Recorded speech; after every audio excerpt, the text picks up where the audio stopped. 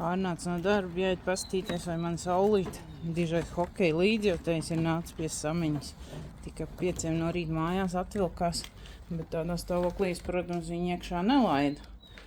Halo, kā hokejs?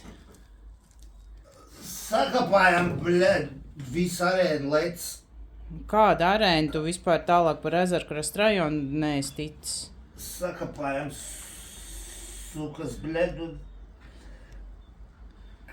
puikas nepaspēja atjaunoties, bet viņi cēlās kājās, bļed, kā ģenerāls Balodis un Kas?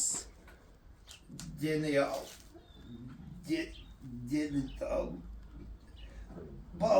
Pohoj, kas bļed, sakapājām, nahuj. No, es saku, bija kaut kāds vairākas reizes vinējām 0-7.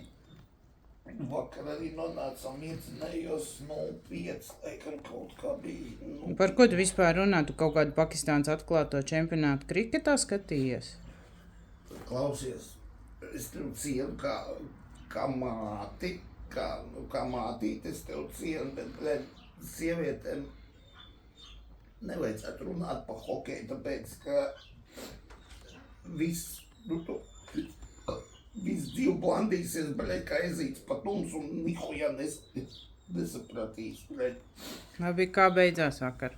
Bļed, sakapājām, 11-2, bļed, pendelēs sakapājām, karoči, bļed, Daugaviņam hetriks, bļed, Bērziņam hetriks, Ikaunieks kaut kādu golu iesit,